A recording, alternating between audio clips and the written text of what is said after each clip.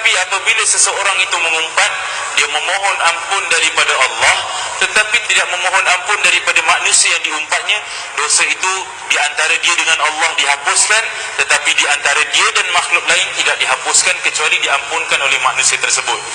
Jadi begitu susahnya manusia itu apabila dia mempunyai kesilapan-kesilapan yang tersangkut paut dengan kehidupan makhluk. Kalau buat dengan Allah, buat silap dengan Allah, memanglah dosanya besar. Tetapi kita boleh minta ampun pada Allah Subhanahu Wa Taala dan yakin Allah Subhanahu Wa Taala itu akan mengampunkan dosa kita. Tetapi kalau buat silap sesama makhluk, Allah akan ampunkan, tetapi akan terbaki kesilapan kita sekiranya makhluk itu tidak ampunkan kita.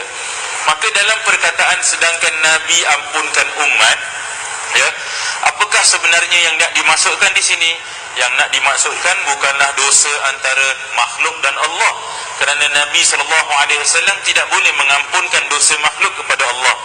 Tetapi yang nak dimaksudkan sedangkan Nabi ampunkan umat adalah kesilapan-kesilapan makhluk yang berada di sekitar Rasulullah SAW yang membuat kesilapan tersebut lalu Rasulullah memaafkannya. Jadi kita dapat lihat daripada sejarah Islam, daripada awal kehidupan Nabi sampai diutus menjadi Rasul sampai meninggal dunia, banyak sekali kesilapan-kesilapan yang dibuat oleh manusia kepada beliau, dan beliau menanggapi kesilapan itu dengan satu sifat yang dipanggil sebagai sifat maaf.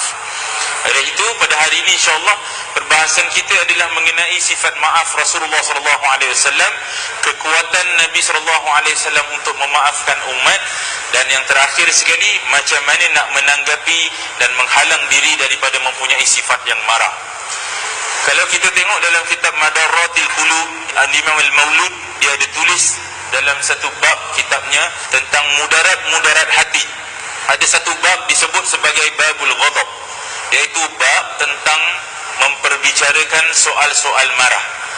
Kata Imam Maulud dalam kitab Madaratil Qulub, marah itu adalah umpama gelora bah yang sangat besar. Marah itu adalah seperti lautan yang bergelora sangat besar. Lautan kalau bergelora, semua benda ditelan sama ada baik ataupun yang buruk.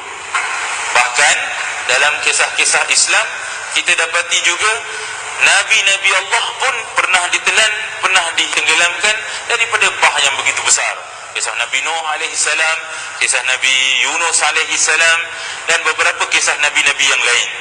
Oleh kerana itu, ombak ataupun bah ni, ataupun gelora ni, lautan gelora lautan, dia tidak mengira siapa pun untuk ditelannya. Baik buruk ditelan. Kalau dah jadi besar, ditelan. Dalam bahasa Inggeris dipanggil sebagai swelling ocean. Dia kata anger is like a swelling ocean, macam satu lautan yang bergelora. Apa saja yang datang ditelannya. Kalau baik ditelan, kalau buruk pun ditelan. Dan apabila swelling ocean ni datang, apabila gelora bah ni datang, dia tidak melihat benda yang bagus dan bermanfaat ataupun yang tidak bermanfaat.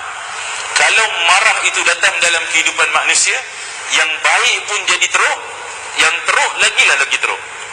Ya, kalau ada kemarahan dalam diri manusia, yang baik pun boleh jadi teruk, yang teruk lagilah teruk.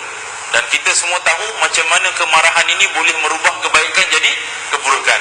Ini semua pengalaman masing-masing. Betul tuan-tuan? Macam mana kemarahan itu boleh akhirnya membawa kepada kemudaratan. Saya yakin tuan-tuan sudah ada pengalaman-pengalaman yang tertentu. Maka dalam satu hadis, Nabi SAW pernah ditanyakan oleh seorang sahabat.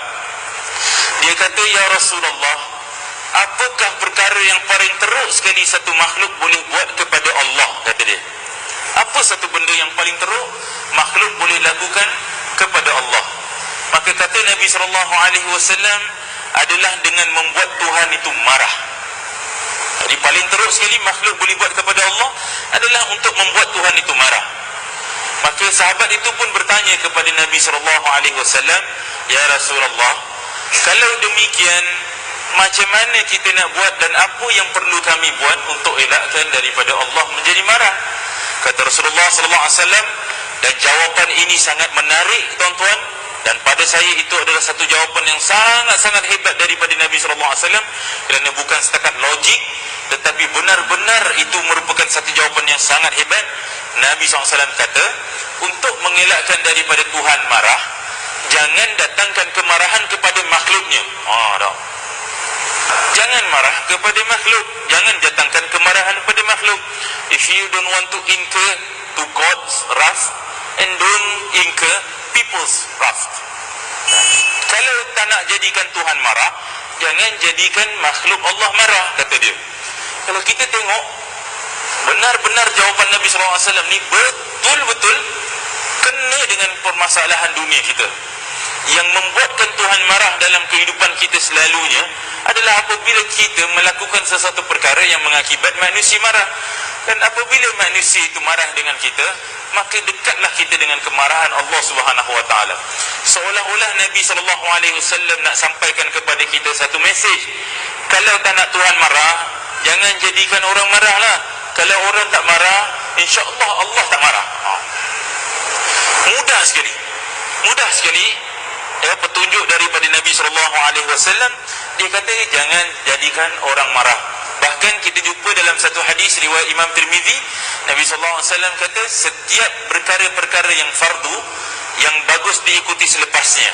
Likulli faridatin, setiap benda-benda ni yang kita lakukan benda fardu, ada satu benda yang lebih baik diikuti lepas benda fardu. Jadi lepas buat fardu, apa benda lagi baik? Nabi SAW kata idkhalus sururi ala qalbil muslim, masukkan kegembiraan dalam hati orang Islam. Lepas buat fardu ni, apa benda yang bagus tu Haji? Ikut hadis Nabi SAW, lepas buat benda fardu, apa lagi bagus? Kita jawab buat sunnah. Tak? Kita jawab buatlah sunnah. Lepas buat fardu, buat sunnah. Nabi SAW kata selebih baik-baiknya setelah membuat benda-benda yang fardu adalah memasukkan kegembiraan dalam hati muslim. Jadi lepas kita sembahyang fardu, lebih baik daripada melakukan amalan sunnah adalah memasukkan kegembiraan dalam hati orang Islam dulu, kata Nabi SAW. Bayangkan Nabi SAW nak cerahkan kepada kita bahawa kegiatan fardu kita ni yang kita buat setiap hari ini, rupa-rupanya apabila selesai daripada melakukan fardu, ada satu tanggungjawab besar daripada yang Allah minta daripada kita. Apa tu? Untuk sesama muslim, sesama manusia melaksanakan kebaikan antara satu dengan yang lain. So lepas buat fardu ni, selepas manusia salat fardu, apa benda yang paling bagus sekali kata Nabi SAW? Masukkan kegembiraan dalam hati orang Islam, dalam hati sesama manusia, kata Rasulullah SAW.